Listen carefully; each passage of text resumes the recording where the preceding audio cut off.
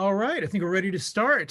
Peter Maravellis here. I hope this finds all of you safe and well in these insane times. On behalf of City Lights booksellers and publishers, I'd like to welcome you to City Lights Live, the virtual reading series that continues in the footsteps of our in-store calendar during the time of the pandemic. We continue to celebrate the works of authors we know and love with readings, discussions, and forums throughout the fall season and into the winter. I'd like to take a second to remind you all that City Lights Bookstore has actually reopened its doors to the public. We're following strict San Francisco Health Department guidelines, and we aim to make your visit to City Lights as safe as possible.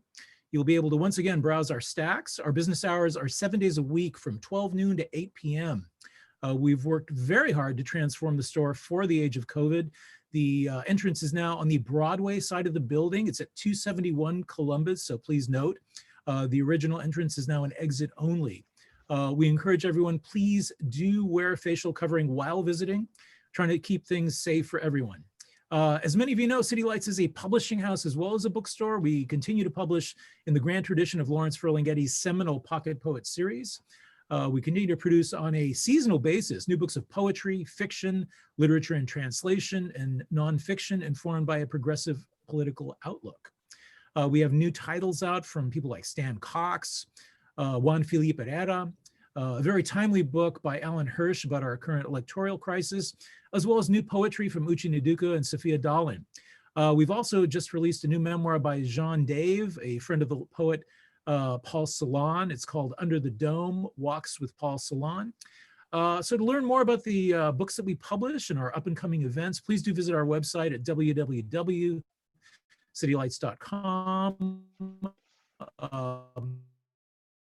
You can also keep up on all of our events via social media. We have a presence on Instagram, on Twitter, and as well as Facebook. And you can also subscribe to our newsletter and get kind of weekly updates on the books that we publish and all the up and coming events. Just a note before we start, we're going to be ending our fall calendar in another week or so. We'll be taking a short break and then resuming programming again at the end of January for the 2021 winter season. So tonight's event is brought to you by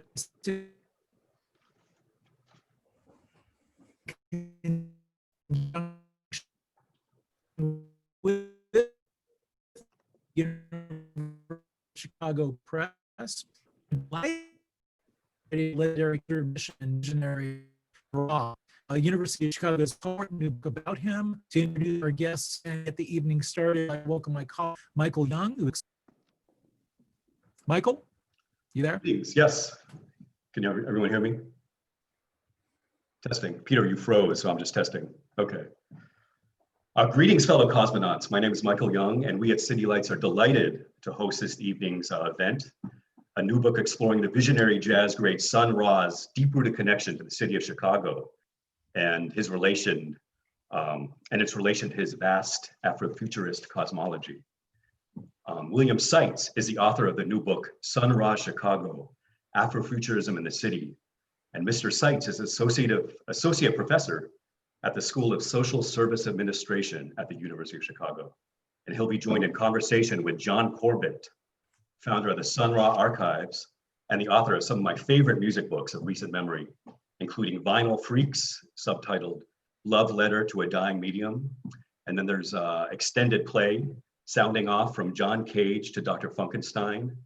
And the recently published Pick Up the Pieces, Excursions in 70s Music, which are these kind of great impressionistic and personalized odes to some of the musicians and luminaries who influenced his formative years, from the Art Ensemble of Chicago to Nick Drake to James Blood Ulmer to Sun Ra himself. I really love that book. It came out, I think, late last year, early this year.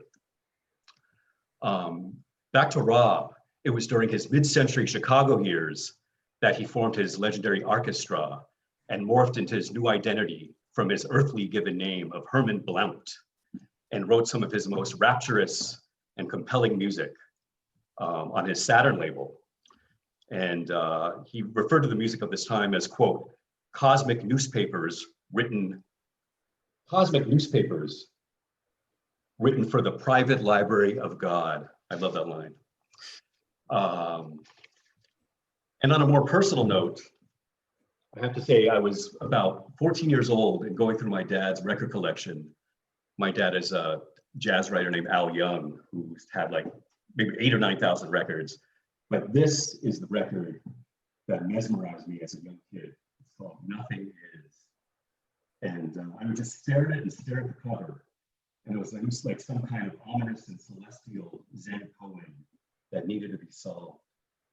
And I think I almost stayed home from school because it just enraptured me so much.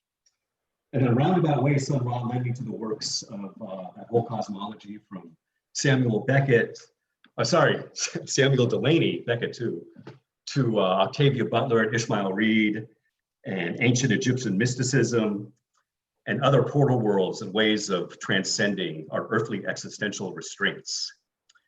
And one of the highlights of the kind of last bleak 4 years with this administration was seeing the Arkestra at the University of Art, the Art Institute of Chicago 2 years ago with Marshall Allen at like 95 years old. I forget the gentleman's name, another gentleman who's probably a septuagenarian doing backflips. And it was late at night and it just cast this spell over everybody. And they did songs such as Angels and Demons at Play. And they did almost like a Latin mambo version of Stranger in Paradise. And I was just like floating, truly. And anyways, thank you so much for attending, everybody. The book will be available on the chat box on the right with a link, or at City Lights Bookstore. We just got it in today. And without further ado, William Siles in conversation with John Corbett. Thank you. All right, thank you, Michael, and thank you, Peter, and thank all of you for being here. It's great to see a lot of familiar faces and names, and thank you for coming.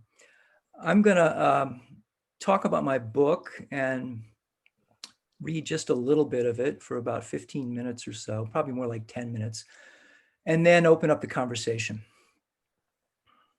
So anybody, particularly I think among this crowd, but anybody really who knows something about Sun Ra probably knows that he came from the planet Saturn.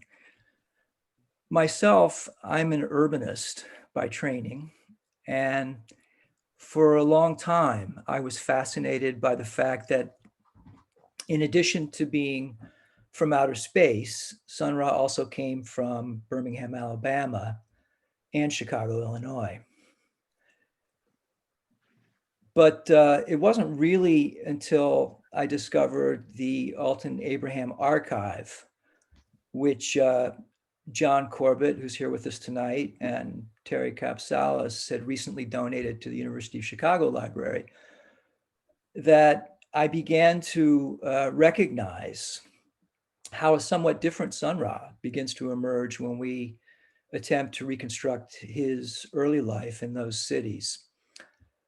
The conventional image we have of Sun Ra, the one that probably many of us are familiar with, is the sort of flamboyantly decked out avant-garde band leader with a cosmic outer space oriented philosophy. And while quite accurate as far as it goes, it's a post-1960s image that gives us, in some ways at least, little clue of how he became Sun Ra, of where the music, the ideas, the persona came from. Through doing a lot of archival research and also building on John Swed's biography and on the published work of John Corbett and others, what I wanted to do with my book was to deeply situate Sun Ra in his earliest cities in order to reconstruct how living and working in Birmingham and Chicago shaped him, both musically, but also philosophically. But more than that, I hoped that by doing this, we might also learn something about his cities and about their relationship to the longer Afrofuturist tradition.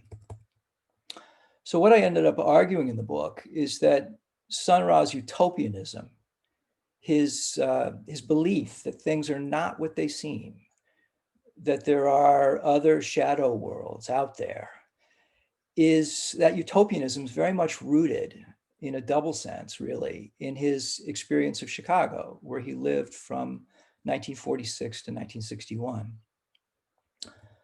So on the one hand, Chicago was a city where things were also very much not what they seemed, where, for example, there were very few whites only signs, and yet where white supremacy and racism shaped every aspect of the daily lives of African Americans and other Chicagoans as well.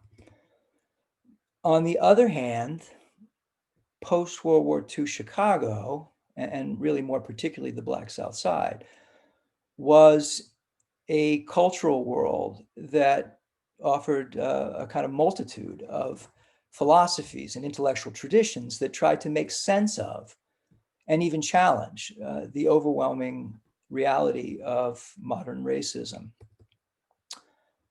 Some of these traditions were rooted in what we sort of recognize now as a kind of strong, long, liberal civil rights framework, but others were rooted in in more unorthodox thought traditions, in particular religious Ethiopianism, which in various ways struggled to rethink from the ancient world on how all of human history might also be different from what it seemed. So part of what I do in the book is to unpack how the early 1950s writings by Sun Ra, Alton Abraham, several other of their Chicago colleagues. These are writings, by the way, that John has published in a collection called The Wisdom of Ra. How these writings draw on these religious nationalist traditions to reimagine who Black people were in the ancient world and then who they can be in the world to come. Then I examine how Ra and Abraham carried this sensibility, this sort of revisionist history, into his music making, and later on in the 1950s, into their building of the Sun Ra Arkestra, his musical ensemble, and how this was part of a larger cultural project that intended to introduce and share this utopian vision to the South Side community and to the world. Before all this, though, or maybe even sort of throughout this process, Sun Ra was also a working musician who did a lot of different kinds of music making in Chicago. During the late 40s, he led bands and arranged music at several of the most important venues in Black Chicago. He recorded blues sides as a session pianist for Leonard Chess's Aristocrat Records. He rehearsed with a lot of the young generation's most adventurous musicians. And during the early 50s, in fact, right around the same time he was rethinking all of human history, Sun Ra, or Sonny Blount, as he called himself at the time, regularly played the strip clubs in Calumet City, Illinois. Let me say a word or two about those. Cal City was a sin suburb, as they called it in those days, located several miles south of Chicago and had about 150 taverns and strip clubs in its 3-block Vice District. Its customers were mostly white steelworkers, along with tourists and businessmen and various other day trippers from the city. The workforce included legions of Black South Side musicians who regularly commuted out for what were grueling, nonstop 8-hour shifts. And what they encountered there was an exceptionally raw, racially demeaning form of Jim Crow. Black musicians entered through the back door. They were forbidden from socializing. They were often threatened with violence. There was a curtain that typically separated the musicians from the naked dancers on stage, though the curtain also had to be translucent enough for the players to actually accompany the movements of dancers. Or at least one thing that's remarkable about this place is how many of the most talented and creative jazz musicians of the era actually played gigs there. The names include Sonny Rollins, Clifford Jordan, Sonny Stitt, Richard Davis, John Young, Von Freeman, many more. And obviously the short answer as to why they did so, why they played there, is that the thinning South Side club scene was bringing on very hard times for Black musicians. And this was a gig. But what's more remarkable, I think, is what these musicians later said about the experience. Not only how brutal and how racially demeaning it was, which it was, but also how musically and culturally formative it became. And I think understanding this piece of it becomes important for understanding not only Sun Ra, but what I argue in the book is a broader cultural disposition emerging in this period in Black Chicago. Another word or two about Cal City, and then I'll open it up. I think, it's bear saying some of what these musicians, just to dig a little further in this, some of what these musicians felt was useful about Calumet City was just basic musical training, learning new songs, new tunes. But for some of these musicians, Von Freeman, saxophonist, said this later, playing the melody of songs all night long had a lasting effect, he felt at least, on the lyrical quality of his playing. For Charles Walton and for other drummers too, it was playing for dancers, which trained you as a show drummer, he said. For a lot of musicians though, what was key was the chance to play with and learn from older musicians. And this was the case for bassist Richard Davis. Davis would go on to international renown, really, in both the jazz and classical worlds. But at the time, in 1949 or so, he was a full-time college student when he started going out to Cal City. He had to be at school at 8 in the morning, but he would work the 8 p.m. to 4 a.m. shift out in Cal City just to play with Sun Ra. And as he recalled it later, what he learned from the experience was both musical and something more.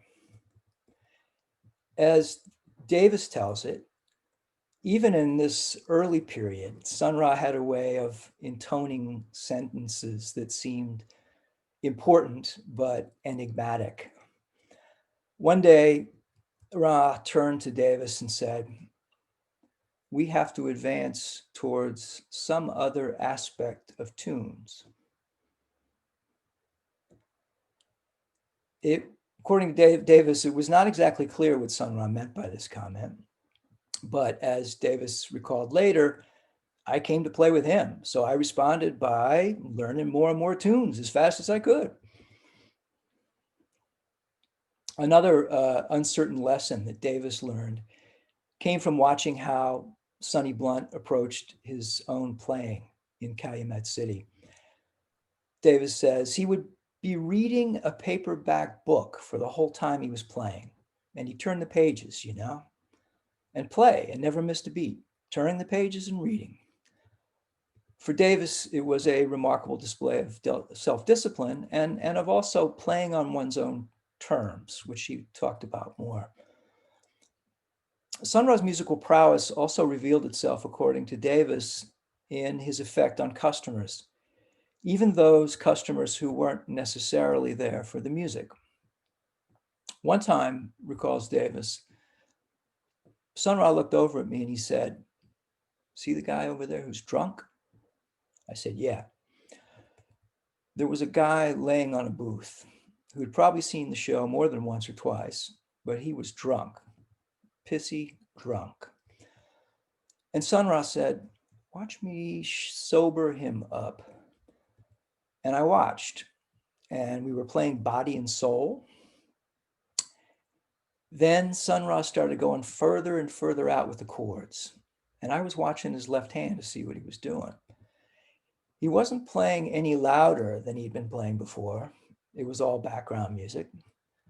But sure enough, this guy must have been about 50 feet away from us, and he stirred. And within 3 minutes, he was standing up as if he was a soldier standing at attention. And then Sun Ra looked at me kind of with that little grin he had. He just looked at me and said, "See?" Sun Ra himself also looked back later on his time in Calumet City as an unexpected opportunity for musical development. One where, despite the restrictions, he could assert himself. Certain burlesque shows even stimulated his imagination, he said. And he particularly liked one of the MCs, an MC, by the way, who turns out to have been Don Rickles. This is Sun Ra. There was one guy who did a whole science fiction thing as a host, and I dug that. He called himself the man with the glass head. He had music to his act, and the club's other pianist always played for him. One night, the other pianist had to go across the street and play, and it came that I had to play for the man with the glass head. But the man with the glass head got up and said he couldn't do his usual bit because he had a different piano. I got mad. So suddenly I hit a chord on the piano, and everything on the piano, the music, the flowers, all jumped to the floor. He turned around and looked at me and said, on second thought, I think I will do that. Just play whatever you want to. And when I got through playing with him, he said it was the best music he ever heard.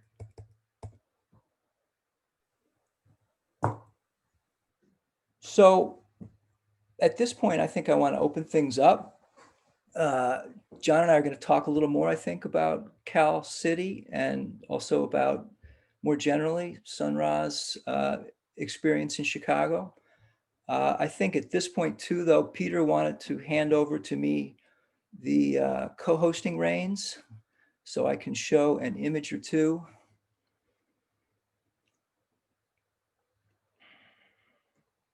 Is that true, Peter? You're the host now. I'm the host now. Cool. Thank you.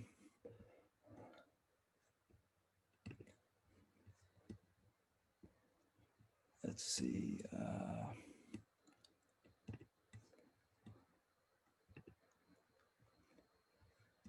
Image on the left, people have probably seen before, many of you at least. This is Sun Ra in the film Space is the Place from 1974.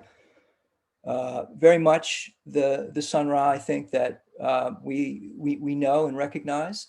The picture on the right, Sonny Blount, late 1940s Chicago, less familiar to many of us perhaps. This would have been not too long after he arrived in Chicago. And we don't have an exact date on this photo, but that's roughly when people guess it was. Let's see if I can, let's see what else we got here. Okay, I have to admit somebody. Let's see. No, it's not working. Let's try that. Oh, we'll wait on that. Let's go ahead. That's a picture, by the way, of Sun Ra, as it says, at the Wonder Inn. John and I will talk a little bit about that in a minute. Let me go ahead and stop sharing screen for a second and see if, John, you want to jump in maybe? One of the things that we talked about earlier that I thought was interesting was you very much connected Sun Ra's experience in Calumet City with his love for standards.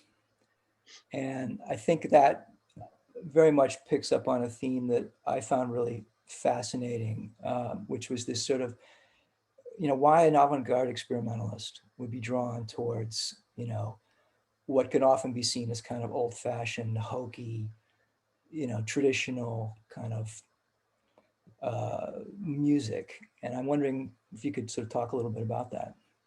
Yeah, I mean, I had the fortune to talk to Rod just before he passed away, and I was really particularly interested. I interviewed him 4 times over the years, but the last one was actually when he was back in Birmingham and was just maybe 2 or 3 weeks from passing. And I talked to him at that point a little bit about his love of standards. I started out by asking him about his love of Art Tatum in particular, and his love of the popular American songbook. And he talked a little bit about playing in Calumet City and how important that experience had been. And then later I had the chance to sit and talk to Robert Barry, the drummer, at length about that. Alton Abraham, who I also spent time with, said a lot about Calumet City. And he told me that the one person who knew it all and who had an iron trap for a brain was Robert Barry. And so I talked with Barry for as long as I could about that experience. And one thing that was really clear was that part of the reason that the musicians went there was that it was a wide open town and you could get paid under the table, and you didn't necessarily have to be abiding by all the union rules, which was attractive for people who wanted to get a little money on the side. And so people could go down there and get pickup work in ways that they might not otherwise. But it was also really intense. I mean, you had to play consistently for 8 hours, which didn't mean taking breaks at all. They would spell one another, but there was music going almost the entire time. And that must have been an incredible training ground for them in terms of their ability to improvise, to move in a medley-like way between standards, and to beef up their own songbook as well. So I'm fascinated by that period. It was an incredibly violent city and an incredibly violent context. And again, Barry told me some stories about violence that he witnessed, some of it against clients of and then some of it perpetrated against musicians. One thing I wanted to jump in on, John, is sorry, I'm getting an echo and feedback here. Let me try the headphones and see if that helps.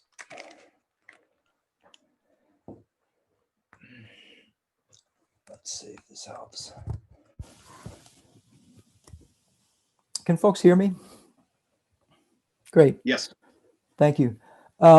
Yeah, I mean, one thing I thought was really interesting about hear the musicians reminisce about the musical aspects of Cal City, and they all affirm what you were just saying, John, in terms of how violent and how brutal it was and how difficult it was to go out there and play. But I think one of the things that comes through is how a lot of the music that these guys were playing wasn't easy either. It wasn't necessarily, I mean, some of them, I think we all have this image of strip clubs that comes from the movies, and dancers are always performing to something like, this David Rose composition from the 1960s called The Stripper, with the kind of backbeat and the blaring horns and so forth. And according to the musicians who played in Cal City in the early 50s, favorite tunes by the dancers were things like Gershwin. So you get these musicians, saying things like, she'd be out there strolling around, taking a piece of clothing off slowly, one at a time, and I'd be back here sweating, Rhapsody in Blue. And this kind of a struggle to be a musician and to play a very difficult repertoire under these circumstances, I think kind of intensifies the sense of the kind of paradox that they're working under, and also the sense of the determination and resolve it took. You know, some of the musicians who said, yeah, I went out there for a week and I couldn't continue. It was just, I couldn't take it. It was too hard. And so for people like Sun Ra, Richard Davis, Richard Davis, a bass player, used to go out there. I mean, bass players, they generally relied on trios, right? And bass players were often superfluous. The owners didn't want to pay a bass player. But Davis wanted to go out there to play with Sun Ra. So he'd go out and the other musicians would chip in a portion of their very measly fee to pay Davis. And so that level of commitment as well, I think, comes through when you read some of the musicians' accounts of what it was like to be there. And to my mind, you know, one of the consequences of that is this kind of solidarity and deep bond that emerges among Black musicians in Chicago. And so, and we hear this when we hear musicians from that period reflect on what it was like to be in Chicago versus what it was like to be in some other cities, particularly New York is the obvious contrast. Musicians talk about how competitive New York was by comparison, whereas this sort of level of kind of acceptance and inclusion and solidarity that was a part of the Chicago scene. It was partly because of other aspects of the scene, but I think it was also for some of these guys a product of their shared hardship and perseverance at Cal City.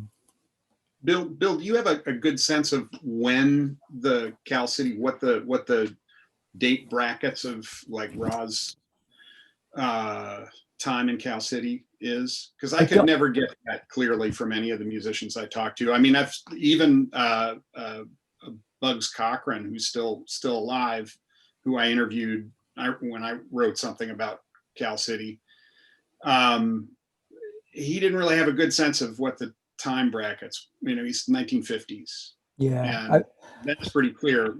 But the best I picked up from sort of cross-checking a lot of the different musicians is that 49-50 is when a lot of them started going out. And that corresponds as well with what was happening economically with the South Side music scene, right? The post-48, if you look at, for example, you know, the numbers of musicians in the Union, you know, that peaks in 48 and then it drops off thereafter. If you look at sort of the economic conditions of the clubs on the South Side, it's particularly after 48 that things start getting worse. And so I think that it makes sense that that's when guys are looking for a dollar. And so they're compelled to kind of look farther out. And so they go. In terms of the other end, that's never been clear to me at all. Like how long they go, you know, particularly with Ra, it seems pretty clear he's going out in 50, 51, 52. How much more after that? There seems to be some musicians who are still going out after that. My sense is it tends to drop off after 54, 55. Later in the 50s, it really drops off because the Cal City strip clubs move away from live musicians. And so the opportunity for gigs diminishes greatly. Yeah. When did the unions integrate in Chicago? Was that was until the mid 60s. It was really late. It was 1965, I think. Because that was also under a push by Red Saunders, right? He was one of the people who led that. And Ra had been musical director for Red Saunders at Club de Lisa much earlier, 10 years earlier. So, but there's an interesting, I'm interested in that, the idea of Red Saunders being as much of a kind of political force as he was. Chicago, I mean, the Chicago scene is really unique in some ways. And part of the piece of it is the union. You know, it's like Chicago was the last of the big city musicians unions to integrate. You know, LA integrated as early as I think it was late 40s, early 50s.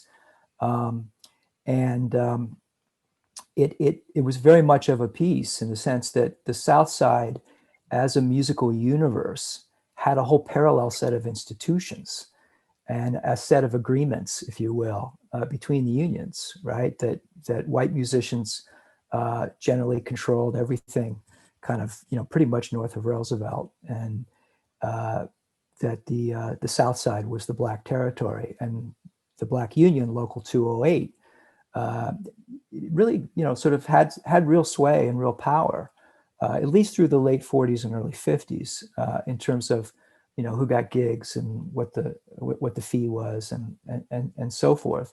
And it tended to, paralleled other sort of what you might think of as kind of segregated or separated institutions in the South Side. I mean, organized crime was separate in a lot of ways. Sort of economic sort of infrastructure of the city was separate.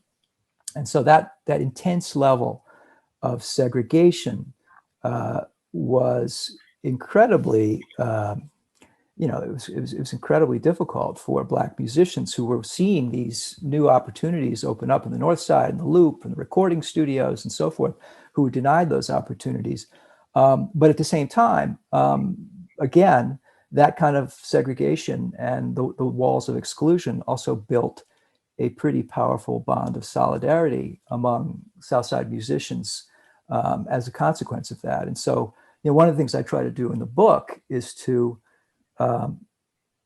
treat Sun Ra not just as a eccentric genius, but as a community guy, right? Somebody who was a local musician, who played on the local scene, who everybody else knew, people played with, people talked to him. This was not a guy holed up in a garret somewhere, but it was somebody who was very deeply embedded in the South Side community. And you mentioned, Alton Abraham, very much so, right? Somebody who went to DuSable High School. A lot of the economic resources and networks that made the Arkestra viable were built directly off of Alton Abraham's kind of local associational networks, contacts that he built up at DuSable High School, and that later on singing with, amateur music clubs. And his brother and other members of his family were really connected to a lot of the social clubs. And, the Arkestra was a regular performer at, local dances, pageants, and, all sorts of kind of social functions. And in a lot of ways, it was a kind of a, a society dance band, as well as, a fearless experimental ensemble.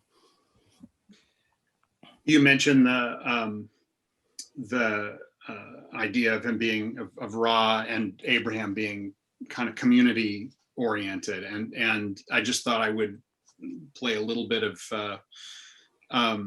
show and tell with one of the early Saturn singles, which is the Cosmic Rays, which was one of the groups of vocal groups that Ra coached, of young guys who were amateur musicians, who he then coached and helped several groups of these folks learn about music and learn about themselves. And it was very much a community-oriented thing. I want to maybe just pull focus back a little bit about the book, just to say, first of all, I haven't even sort of congratulated you, but just to say how what an amazing addition to the literature it is, and how important I think it is. And one of the things I think so important about it is, if you think about, like, just to use an astronomy metaphor, if you think about a telescoping metaphor, and you think about Ra's like not just intergalactic, but omniverse ideas, his project. What you've done is really kind of telescope it back to take it away from being something that's everywhere and to place it in a specific place, in particular in Chicago, and then by way of Birmingham. And that's so important, because I think to understand a kind of universal goal in a local, starting in a local perspective, then it starts with this utopian vision that has some echo in utopianism of other sorts in the city of Chicago, and particularly in the Black South Side of Chicago. is so important and is something that has not been emphasized repeatedly. And so to have it so beautifully detailed as you do, I think is really important. And I'm going to also give a shout out to say that if folks want to, they can buy the book online. They are there. So I'm doing my job as a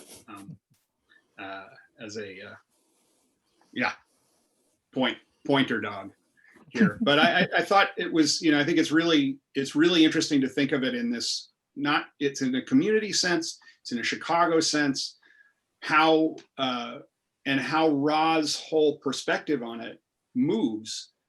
And in some ways, how he does it in dovetail with Alton. That one of the things that's so interesting about Ra in this period is that before he starts the Arkestra, as he's starting to put a band together, his initial impulse is to want to have a rehearsal band that he said he wanted to rehearse for 10 years before they played publicly. And you can imagine his young, new manager, Alton Abraham, thinking, that's not going to work. We don't have 10 years until you can start to play publicly. That's going to be very, very difficult. So you have this play between a utopian vision and the reality of having to keep a band together and keep musicians excited and fed and so on. And that seems to me something very particular in Chicago, that you could even have that conversation, that Ra could have imagined that it would be possible to have a band that would be a rehearsal band for the first 10 years. Seems like a particularly Chicago idea.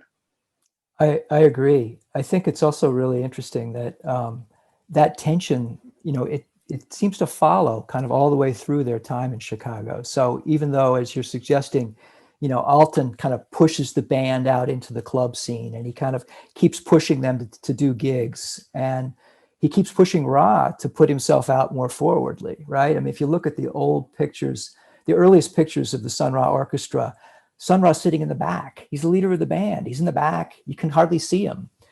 By the time we get to the Wonder Inn, which we should probably try to play something from the Wonder Inn. This is a club that the orchestra played at in 1960-61.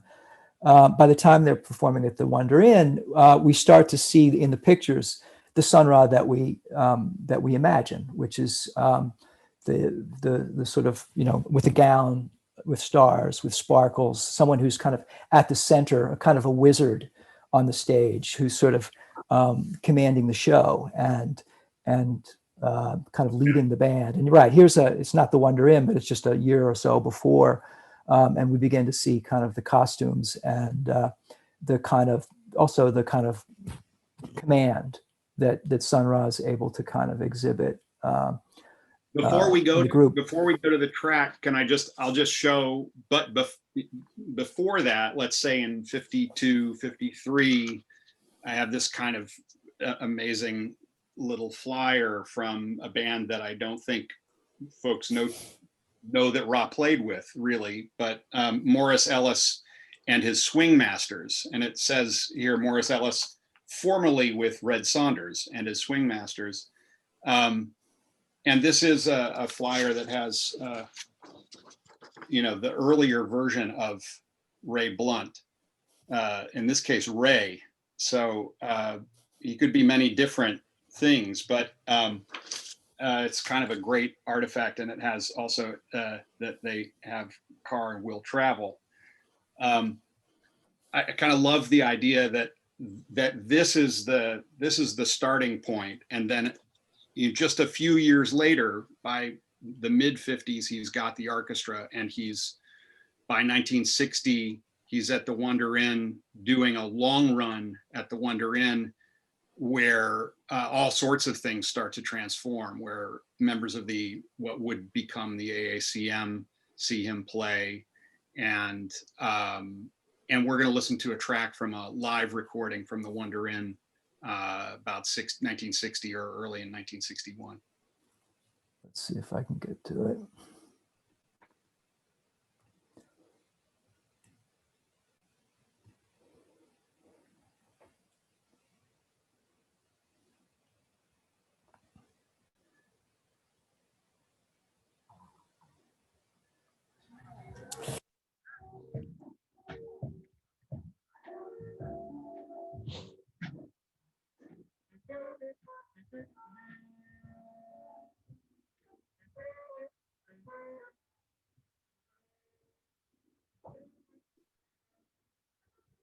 Bill, I'm not hearing it. I'm Oh, you're not sure hearing it. Sorry, I'm hearing it. Good. It's really good. You guys should listen to it. Let's see what I can do here. Let's try the other one. Let's try. That was this one. good. Did you get it? After you try it again. There you go. You got it?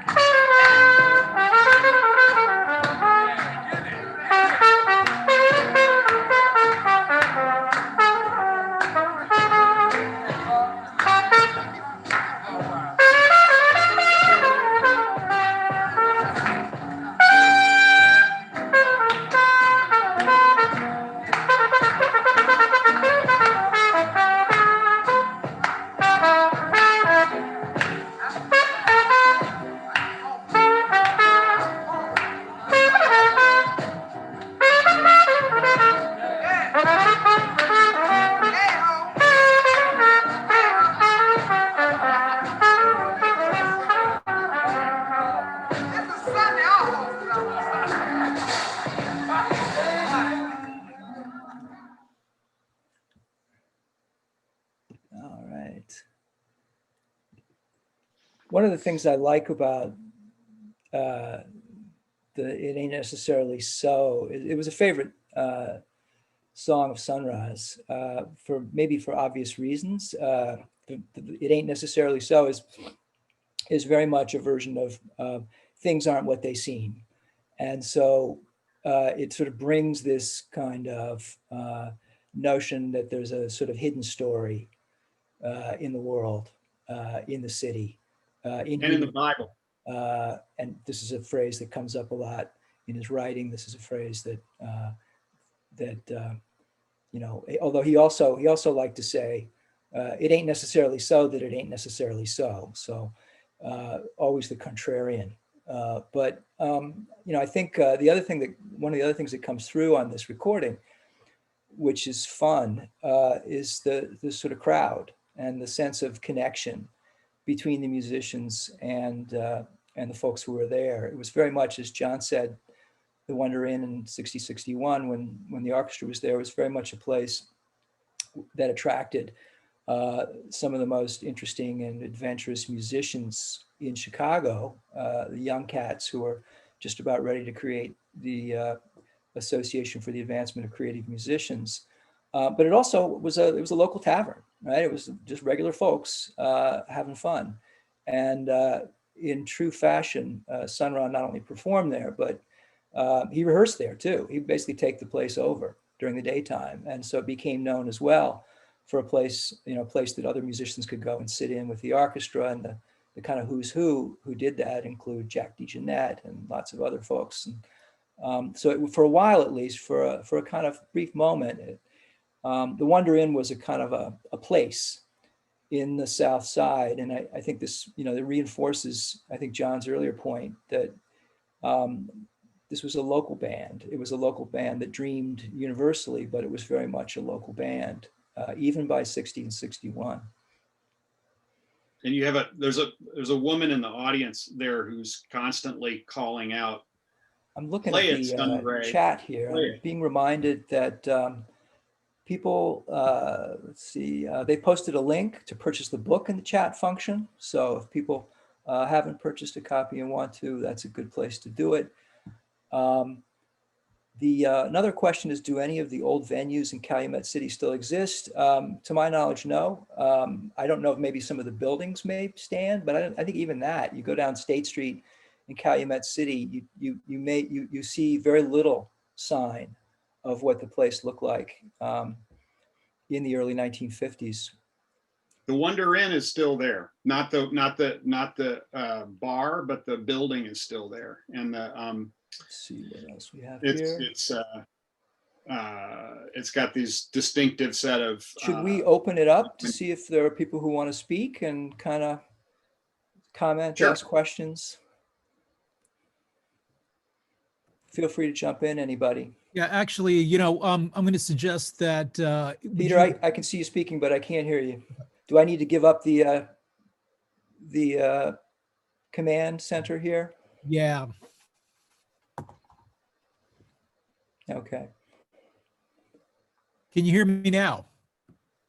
Can you hear me? Yes. Okay. So yeah, everybody, we've given you a chance to actually ask questions in the chat function. You can just use the chat to ask your questions, and then William and John can pull the questions out of there. We're also posting links to purchase the book, so use those as well to purchase the book. Thank you.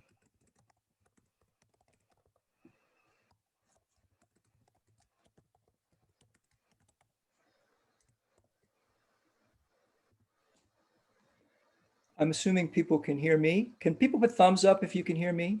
Cool, thank you. I saw Peter speaking, but I could not hear him. There's an interesting question in the chat about when we refer to the American Songbook or standards being an unusual inspiration for avant-garde music, is it possible to look back to Stravinsky and other examples of the fusion or transformation of vernacular traditions as one of the main bases for avant-garde traditions, and instead see what Sun Ra did as actually maybe the best contemporary, futuristic, most revolutionary way to go? It's an interesting question. I do think you're right to kind of point to that there is a really long tradition by sort of the 1950s and 1960s of reaching down to, you know, kind of commercial music, pop music, traditional musics by creative artists, sort of for inspiration, for recuperation, for wider audiences. I think, you know, that the question makes me think about sort of specifically what Sun Ra was doing by this. And I think, you know, part of Sun Ra's agenda here, and I think this really comes through in the writings, the broadsheets from the early 1950s, is that just as Sun Ra, so much of his thinking was based on a creative rereading of the Bible, where he and his colleagues would go back and using sort of these old texts and using commentaries on these old texts, in effect, find a new racial narrative in these, in the Bible and in these kind of early histories that we think we know. And so one of the things that Sun Ra does with the popular song, with tunes, is he interrogates them for a sort of hidden racial history that he might find in them. So if we look at these writings, he's constantly referring to kind of popular songs and Tin Pan Alley songs, Broadway show tunes, as having some kind of hidden subtext that is commenting on the crisis of race in America, the eons old oppression of Black people, the hidden nobility of African Americans. And so a lot of what Sun Ra's doing by if you will, you know, by playing standards and sort of going back to sort of play and recuperate the old music, is to also claim it as ours, in other words, as his, and as Black music, and as music which can inspire a people to the kind of utopian transformation that that his particular kind of futurism envisioned. Some practical, let's see, some biographical question. Can I talk about when, how Sun Ra left Birmingham and how he ended up in Chicago? Yeah, the early part of my book focuses on the Birmingham years, which is something we don't have time to get into much tonight, but it's a remarkable part of his life. He spent the first 33 years of his life on Earth in Birmingham. He was born in 1914. He grew up in the downtown area of Birmingham in a ramshackle house owned by his grandmother. He went to, as you might expect, Birmingham was a kind of a violently brutal Jim Crow city, but also an incredibly modern city, a city of sort of energy, a city of in which the music, particularly the Black music world, was incredibly vibrant, incredibly heterogeneous. Everything from sort of revival preachers who sort of preached with 10-piece bands to the big stars, Bessie Smith and others, Fats Waller, who traveled through town. And he became a reasonably successful commercial musician. He had his own what was called territory band for a while. This was one of a number of bands in the late 1920s and into the 30s that traveled through the Southeast through this kind of regional circuit, moving from, by and large, southern town to southern town, wherever there were Black communities that wanted to hear the latest music. A lot of his music there was patterned after kind of Fletcher Henderson. And he, at a certain point, had a sort of visionary dream where he was basically told that he had a different destiny from others. And so he quit the commercial music business for a while. He retreated to his house. He had people over for these endless rehearsals. And then he eventually, during World War II, was drafted and became a conscientious objector and was brutalized for it, was jailed for it, was ostracized for it. And in 1946, after the war, he left Birmingham along with lots of other African Americans and went north. And that's how he got to Chicago in 1946. Are we running out of time? Oh, no, it's okay. we're We can go John, for a did you little want bit to jump more. in? Sure. Yeah. Bill, Headphones? you might want to put your headphones on because, yeah, there you go. I wanted to jump back for just a second to the question about the Great American Songbook and the notion of its relationship to the to avant-gardism. I think it's important not to be too polaristic about those two ideas, because I think they were within the Black music continuum. That's something that gets negotiated and renegotiated continuously on a constant basis. And I think it erodes the idea of there being a high and low. It has a much more there's a much more porous relationship between, let's say, show tunes and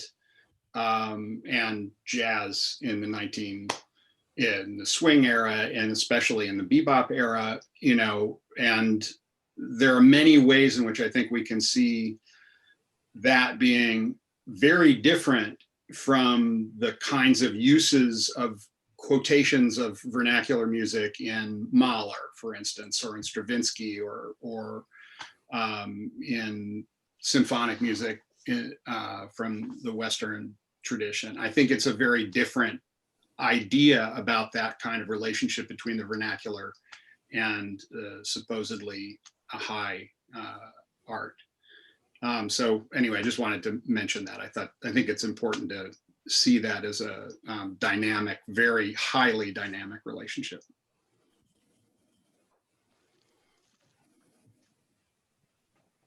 Lots of great questions coming through. Yeah, there are way too many good questions to kind of make our way through. One I wanted to sort of just quickly note, somebody is interested in Ra's connection to Ethiopianism and its possible connection to the Rasta movement. And there is a very interesting writer from the 1920s that Ra no doubt would have been familiar with, that was also a really strong inspiration for Leonard Howell, who was a sort of a founder of Rastafarianism in Jamaica. And that writer is named Robert Athley Rogers.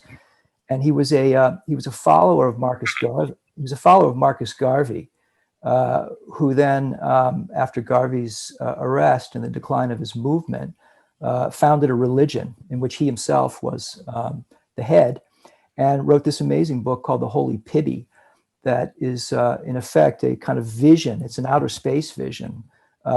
It's very much an Afrofuturist text before that term existed. And it very much sort of embodies a lot of the kind of Garveyite nationalism and the kind of redemptive, the emphasis on redemption, on African redemption that we find in Rastafarianism. And we also find it in a different form in Sun Ra and many others actually who were philosophizing and preaching in 1950s Chicago. I think the notion of Selassie being a divine being, that's part of that question, though I've never seen any reference to anything like that in Ra, in terms of his being even remotely interested in that particular aspect of the Rastafarian belief system. And in some ways, Ra feels to me like the kind of figure who would be more like the way that Selassie's treated in Rastafarianism himself, than looking for somebody to be messianic. Ra was a messianic figure, certainly by the 1970s.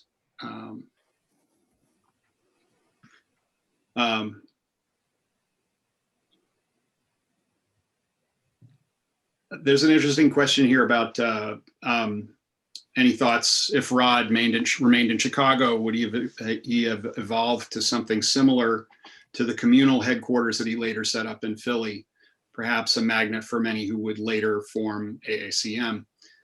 And it's so interesting. I think it's an interesting question, and it's so something that would relate very much to the way that you're framing things, which is the specificity of Chicago as a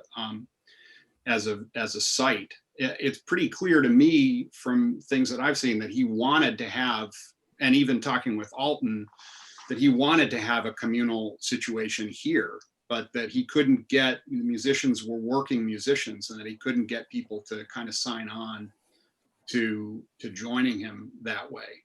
And it took moving to New York and then eventually Philadelphia, where he had access to a house that he could, live in very inexpensively and bring people into, and that it could become the kind of communal headquarters that he wanted. How would you answer that question, Bill? Yeah, I mean, I think that's plausible. I think it's hard to know how things would have played out in Chicago if he and at least those members of the orchestra who went with him to New York would have stayed. I think what is clear from the end period of Ra's time in Chicago is that space becomes a really difficult challenge for the orchestra. Spaces to play, and I think this is really this has contemporary relevance as well. This kind of where can musicians play? Which was really acute by 60 and 61. A lot of the clubs that the orchestra had relied on were fading or were gone. Ra and the orchestra had relied a lot on those clubs, not only as places to perform, but places to rehearse. So you get these amazing stories of, Sun Ra Orchestra showing up at various spaces just because they need a space to play. So for example, Bill Fielder, the trumpet player, tells this story that his parents bought a 10-room house in Englewood or something. And he decided, he asked them, and they said, yeah, you can set up a Friday night jam session in our house. And so Friday night comes and Ra shows up with the whole orchestra, and he won't leave. This is his rehearsal space now. And stories, Henry Threadgill also tells this story of, he was a teenager in Englewood at the time, and Sun Ra and the orchestra were rehearsing in the back of a wild game meat market.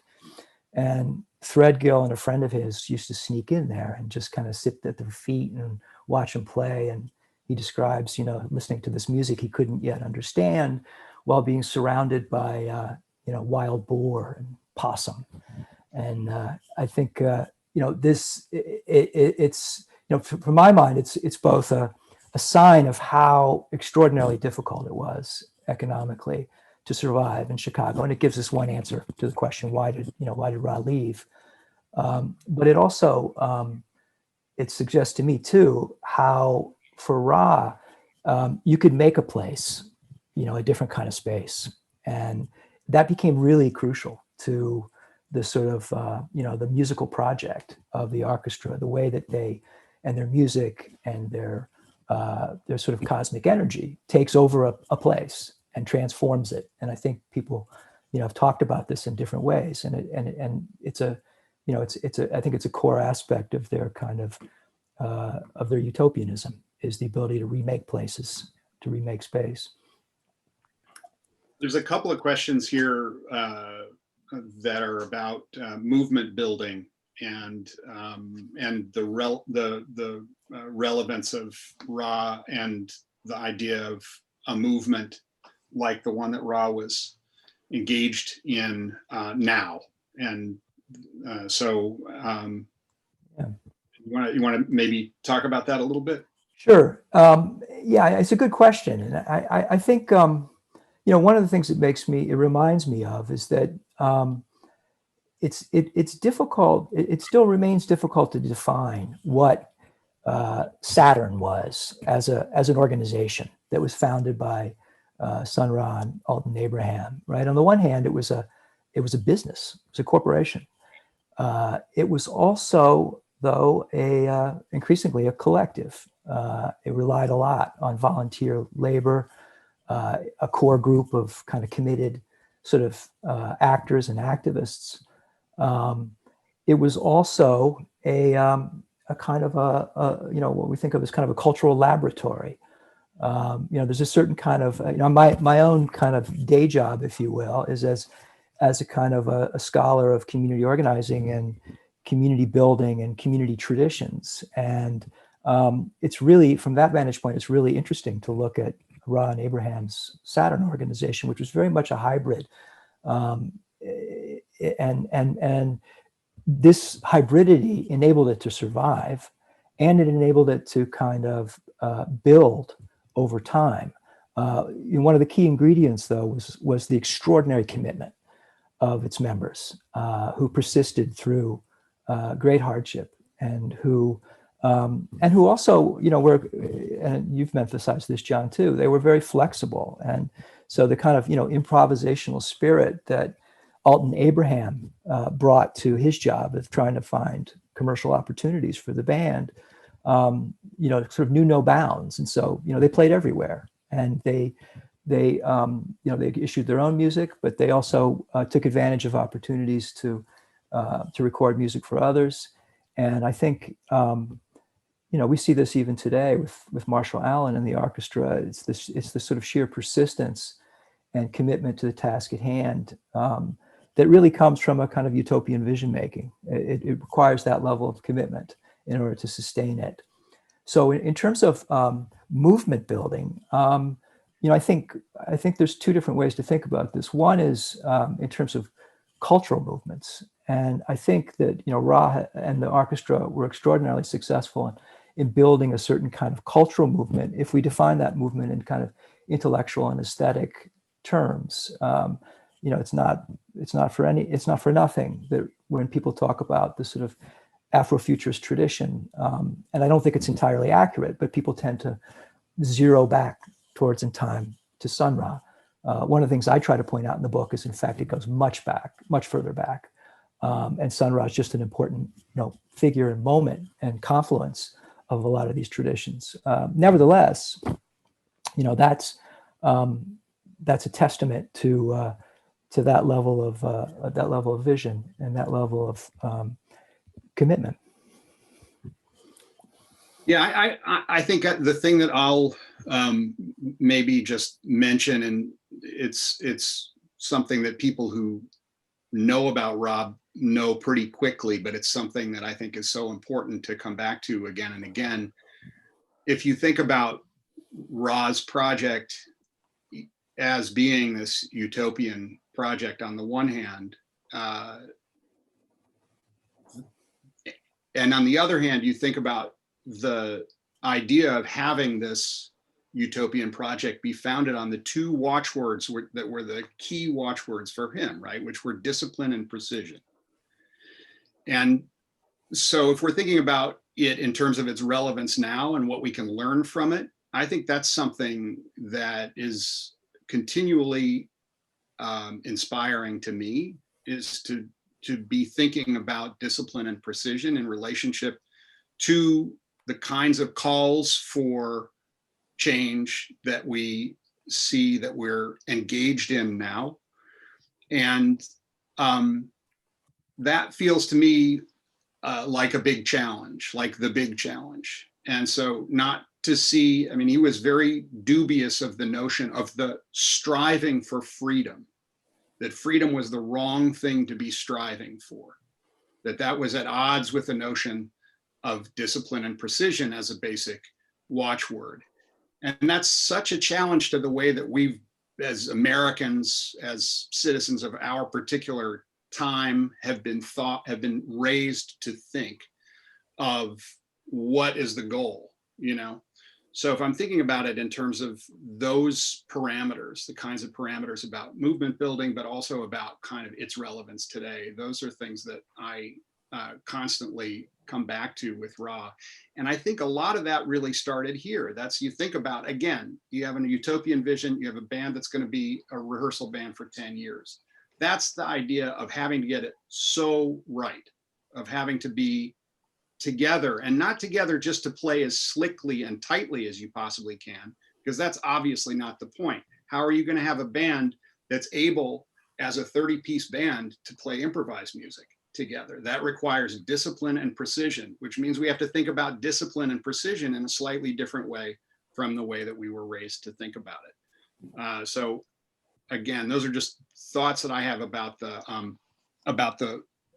project and its current relevance. There was somebody asking me to talk while I'm holding this up so that they can see it a little bit, and it's not a tiny little picture. So I'm going to try and get myself to be is that working? Are you seeing this bigger, or am I still small? It's good. It's working, yeah. Okay, cool. People wanted to see that. This was from a photo shoot that I think was at Alton's place. And it would have been in 1960. And it features a small group that was pretty similar to the one that played at the Wonder Inn. There's a question in the chat about Ra's participation in the Washington Park Forum and what's the importance of democratic urban space like that. I think that's an interesting question. The Washington Park Forum was one of a number of groups that was very active in Washington Park, which is a large South Side Chicago park. It was active during World War II. And the World War II period was a period of extraordinary resurgence of Black militancy in Chicago. And it was very much related to the war experience, the idea that African Americans were being drafted to fight in a war against fascism overseas while suffering from Jim Crow at home. And so there was a very strong kind of radical current that manifested itself in an array of different groups who were active in Washington Park. And some of what they were doing was trying to recruit folks for conscientious objectorship, to refuse to go, to refuse to register for the draft. And I quickly mentioned earlier Sun Ra's own particular CO experience in Birmingham. And after Sun Ra came to Chicago, not immediately, but over time, as he got to know younger musicians, his CO experience became very important for a lot of them. So Richard Davis, for example, who I mentioned earlier, the bass player who played with Sun Ra in Cal City, Davis himself was drafted for the Korean War during the early 1950s, and says that it was through talking to Sun Ra that he decided to refuse. And this was true of others. I believe Robert Barry, who you mentioned earlier, John, was also a resistor. And there were others. And so I think, one of the things that comes out about sort of Sun Ra's experience in Chicago is not just his musical impact, but there was a certain kind of political impact, I think, that he had on people who he interacted with. And not to stray too far from the initial question, the question is really about the importance of democratic urban space. And I think, Washington Park itself looms really large in at least the story of Sun Ra in Chicago that I tell, because it's initially, as I said, during the World War II years, but then increasingly in the late 40s and early 50s, when Sun Ra is here, Washington Park becomes the place where dissent and radical ideas and religious heterodoxy is shared. And if there is such a thing as a kind of a South Side counterculture during this period, that's its center. And I think implicit in the question is that this kind of democratic urban space becomes really important for the emergence of this kind of political counterculture in a lot of different cities. And part of what shaped my approach with my book was to take a sort of a spatially sensitive lens and to Ra's life and to his experience with cities. And part of that involves kind of looking at the places where he spent time as potential kind of urban counter spaces that get created and that lend themselves to the development of countercultural ideals. I think we have time for one more question. Bill, do you want to? There's a question about that I'm really curious to hear you talk about about Thamai research. Christopher Eddy asks, what new information did you uncover about Alton and Sonny's Thamai research group, which was critical in defining Sun Ra's publicly communicated philosophy? I think for me, what was revelatory was, well, first of all, spending a lot of time with these polemical broadsheets. I think a lot of folks know them or have seen them. And I think that they might easily characterize them as strange and troubling and very religious and clearly talking about race as well. But I think there has really been very little that's tried to unravel what those texts are really about. And in order to do that, frankly, I'm not a religion scholar, but I had to spend a lot of time reading a lot of religious work that I had not previously encountered. And a lot of it is sort of central in its own sort of countercultural way to the longer history of religious Ethiopianism in African-American intellectual history.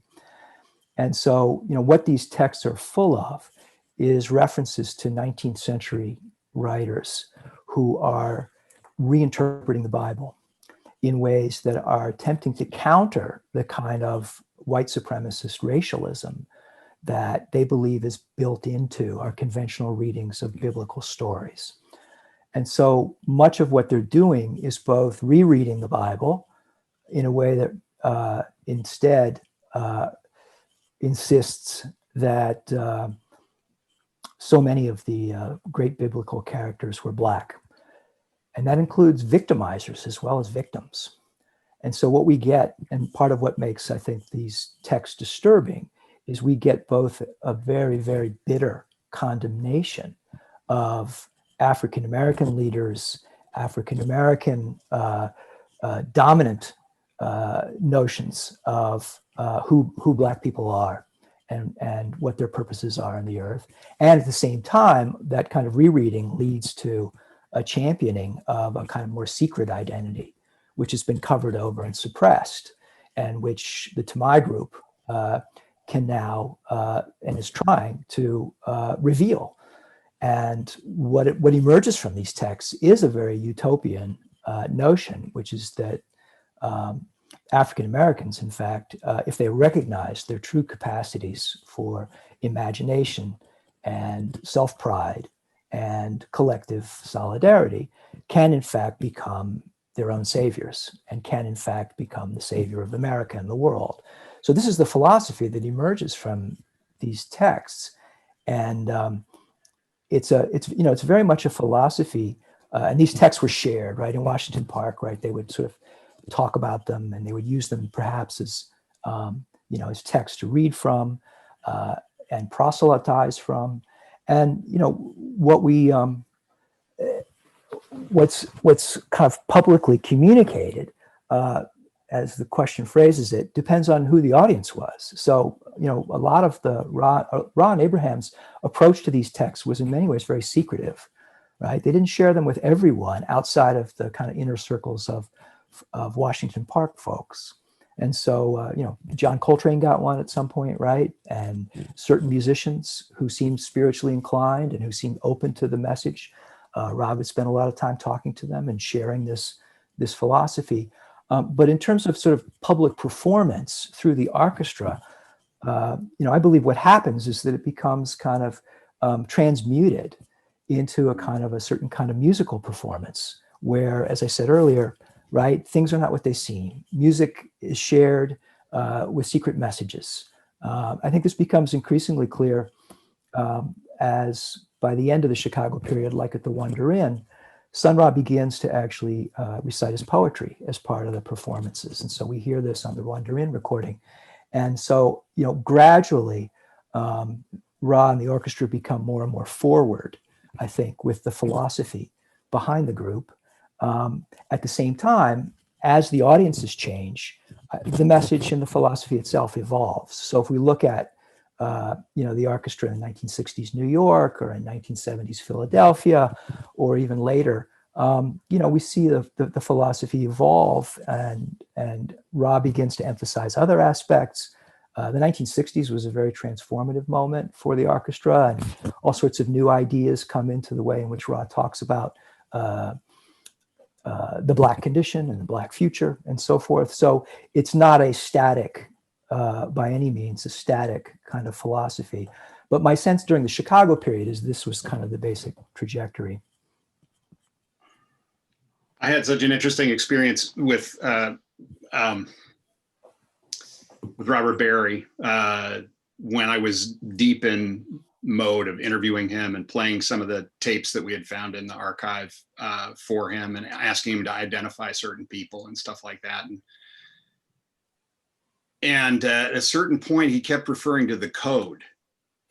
And I stopped him and I said, Robert, you've said the code a whole bunch of times. Can you tell me what the code is? And he stopped. He got very silent. He looked around, kind of like there would be spies or somebody with us. And he said, well, Sonny's gone. Gilmore's gone. Yeah, I guess I can tell you. And I said, oh, great. Wow, what is it? And he said, it's a number. That's all I'm going to tell you. It's there in the music. If you can find it, that's good. That was it. It was like, it's a number, which was really, but I think it speaks to what you're saying, which is it was meant to be, it's a coded message that's in the music. It has to do with something numerological. And we're meant to understand it or experience it or be changed, transformed by it in some way. We're not necessarily privy to it in another way. So it has that secretive aspect that you're talking about.